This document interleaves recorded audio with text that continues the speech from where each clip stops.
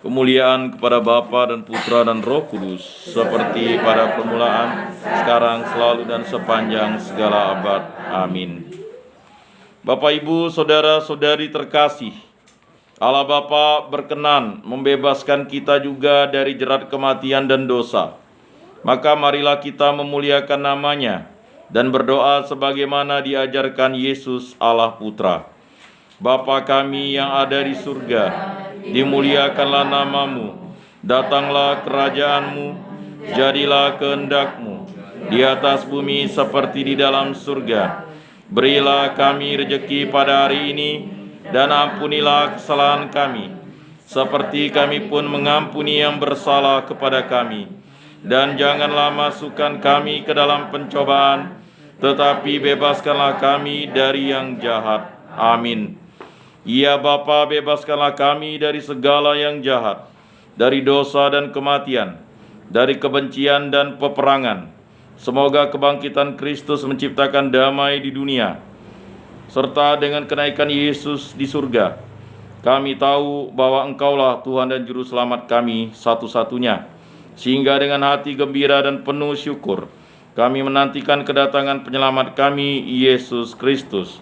Sebab Engkaulah Raja yang mulia dan berkuasa untuk selama-lamanya. Pengumuman, silakan Pak Ketua Lingkungan. Selamat malam, saudara-saudari. Yang pertama, malam misa ini akan ada pembubaran panitia kunjungan kedua Maria oleh Ibu Sunani, yang mana nantinya akan direncanakan per tahun setiap bulan Mei, bulan Maria akan diadakan kunjungan. Kemudian yang kedua, ibadat sembahyang lingkungan dan arisan per minggu ditiadakan dan dijadikan per bulan, di mana akan direncanakan per awal bulan 1 kali. Ketiga, besok dimulai novena, dimulai pukul 18.00 atau jam 6 sore di Gereja Bunda Maria Guru. Kemudian yang keempat, memasuki bulan ini untuk umat supaya partisipasi kolektif dalam mengumpulkan 2 anjuran rumah tangga pastor dan kemandirian dan pasca Natal. Sepertinya terima kasih.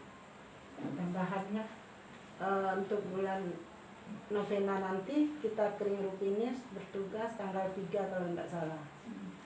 Jadi untuk Bapak Ibu dimohon hadir. Kalau besok hadir kan kita udah tahu lagu-lagunya apa. Jadi biar pada hari hanya kita udah tahu tata caranya seperti apa untuk novenanya. Kemudian Baik, silakan dari Bendahara. Untuk dana pengembalian tetap kita proses laksanakan untuk kita tutup.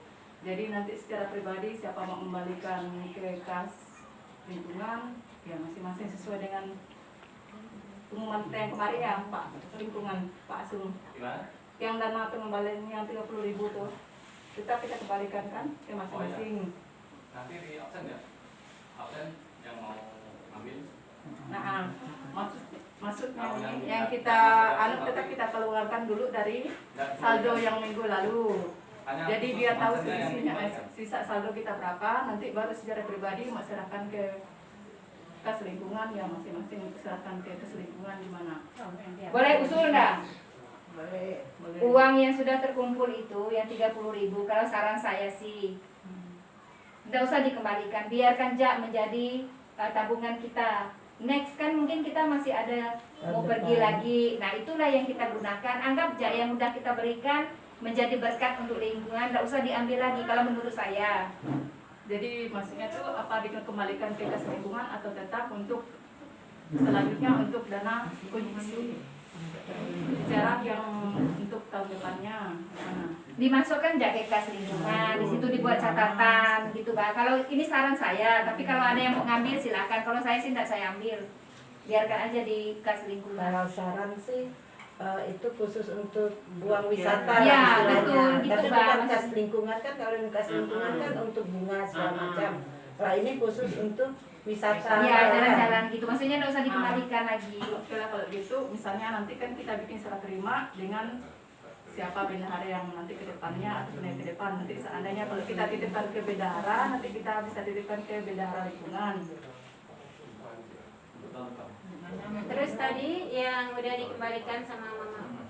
Karena minggu yang lalu kan prosesnya disuruh kembalikan lagi. Kembalikan kan. Tadi sih saya terima, tapi kalau misalnya dikembalikan aja Nggak ada Jadi masalah. istilahnya udah saya terima, tapi nanti saya Karena minggu yang lalu kan kita tuh kitnya kan dikembalikan masing-masing dulu. Atas itu baru nanti masing-masing kalau mau serah ke lingkungan, serah ke kas lingkungan, serahkan. Kalau enggak gitu. Nah, ini tadi kan ke kas lingkungan. ke kas lingkungan. Tabungan wisata. Ya, yang minggu yang lalu, yang minggu lalu, makanya kita bikin, makanya kita bikin kan kemarin laporan untuk pengeluaran dana yang pengembalian dana yang Baik, nanti bisa kita bicarakan setelah ibadat ini. Terima kasih untuk Ketua Lingkungan, untuk Wakil Ketua Lingkungan, untuk Pak Ketua Panitia, untuk bendahara, dan juga untuk saran-saran dan masukan dari para umat. Terima kasih. Dari paroki, yang pertama pada bulan Juni itu sudah menjadi bulan keluarga. Jadi tahun ini bulan Juni itu bulan keluarga, puncaknya tanggal 22 sampai tanggal 26 Juni. Tapi sebelum itu ada 7 tema yang akan disosialisasikan dan akan dibicarakan di tingkat lingkungan. Dan bahannya sudah ada dengan saya. Dan bahan itu akan menjadi bahan yang akan kita sampaikan langsung ke umat di lingkungan Santo Rupinus. Ada 7 bahan. Nah, 7 bahan itu berarti kalau bulan Juni tetap kita harus ada pertemuan seminggu dan bahkan seminggu 2 kali untuk mensosialisasikan bahan itu. Jadi mohon nanti untuk pengurus lingkungan mengagendakan itu. Jadi ada 7 kali bahannya itu akan disosialisasikan. 1 kali pertemuan itu 1 sampai 1,5 jam atau 2 jam. Jadi kita tidak bisa melakukan seminar di gereja karena tidak bisa mengundang semua umat. Lebih efektif hasil diskusi kami tadi pada rapat itu di lingkungan-lingkungan. Dan itu diserahkan bagaimana teknis pengaturannya oleh Ketua Lingkungan. Saya setuju kalau misalnya untuk ibadat rutin itu sebulan sekali, tetapi karena ini adalah ya kan dari Paus Fransiskus, yang disampaikan langsung dari pimpinan tertinggi Gereja Katolik bahwa ya, tahun ini adalah bulan keluarga, bulan Juni. Untuk itu kita harus mengadakan pertemuan. Nah, pertemuan itu silakan dikoordinir oleh pengurus lingkungan untuk membagi jadwal-jadwalnya, ya. Jadi seperti itu. Jadi dimulai dengan ya doa, baru langsung pertemuan. Jadi bukan ibadat, tetapi kita akan membuat seperti itu. Jadi awal Juni berarti ada 7 kali pertemuan. Jadi sebelum tanggal 22 itu sudah selesai, materinya disampaikan. Sedangkan tanggal 22 sampai 26 masih dibicarakan apakah nanti hari puncaknya itu, ya. Ada beberapa agenda, kita akan mengirim utusan untuk keluarga, ya, baik bapak, ibu, putra putrinya untuk ya membaca atau semacam lomba membaca kitab suci. Berikutnya nanti apakah akan dijadwalkan kegiatan untuk jamuan bersama seperti model-model beberapa tahun yang lalu, ya. Jadi nanti dibuat semacam stand-stand khusus, ya.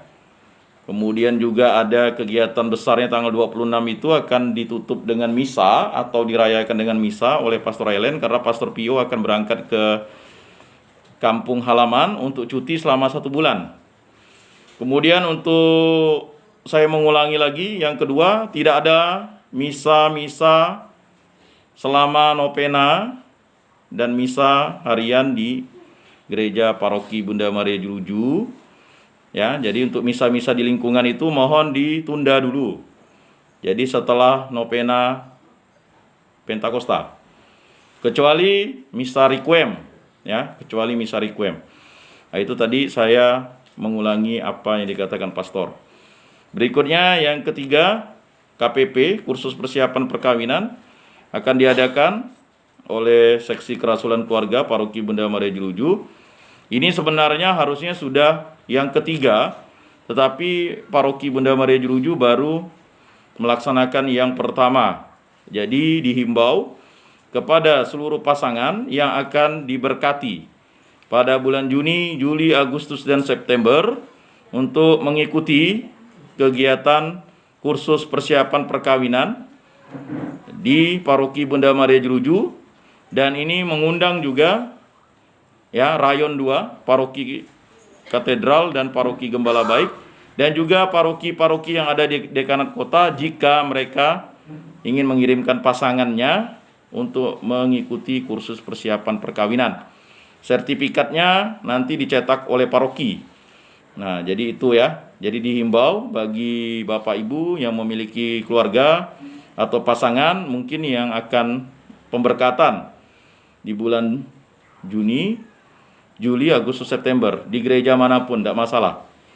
Misalnya diberkati di gereja Jakarta, misalnya gereja paroki Jakarta, ya, gereja Katedral Jakarta atau gereja Bandung, ya, pasangannya boleh ikut di Bandung, yang satunya ikut di sini. Jadi jangan menyulitkan diri sendiri kalau dia bekerja di sini. Nah, jadi bisa untuk mengikuti kegiatan kursus persiapan perkawinan di paroki kita. Nah, jadi itu. Berikutnya untuk yang ketiga, hari juga Paus Fransiskus, ya, pada tanggal 24 Juli juga akan diadakan yang namanya Hari Kakek Nenek atau Opa Oma.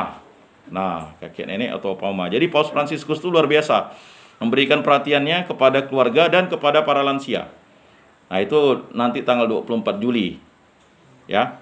Jadi nanti akan Seksi Kerasulan Keluarga dan komunitas Soperdia akan mengakomodir itu atau mengkoordinir itu. Nah, jadi kita nanti tolong pengurus lingkungan mendata yang sudah Opa Oma, ya, kakek nenek, ya, yang merasa kakek nenek untuk dapat mempersiapkan diri mengikuti kegiatan tanggal 24 Juli. Memang masih lama, tetapi kita persiapkan, ya. Nah, jadi seperti itu, ya. Jadi sekali lagi seperti itu. Dan selanjutnya juga kami berterima kasih atas partisipasi Bapak Ibu, saudara-saudari yang telah menyisikan ya sejumlah materinya atau dananya atau sumbangannya teristimewa khusus untuk APP. Jadi bisa dilihat di papan pengumuman. Nah, dari amplop yang diedarkan di lingkungan ini 26 ditambah 2 itu total 28. Jumlah uangnya saya kurang tahu 2.300.000 ya. 70.000. Jadi terima kasih atas partisipasi Bapak Ibu, dan mohon untuk himbauan untuk tahun depan bagi keluarga-keluarga yang sudah terdaftar di lingkungan Santo Rupinus itu tetap diberikan amplop aksi puasa itu, bukan karena kita menghitung, mohon maaf ya kan, kemampuan orang, tetapi itu adalah ya semacam ya amal atau derma yang dikumpulkan karena puasa keluarga itu. Jadi jangan melihat kemampuan, silakan saja, tidak masalah dia mengisinya. Kita tidak pernah mau mematok jumlahnya berapa ya. Jadi kalau ada 34 dikirim 34. Jadi supaya tidak pilih kasih. Nah, ini ada terjadi di satu lingkungan, jumlah umatnya 50 lebih, tapi amplop yang diedarkannya hanya 28.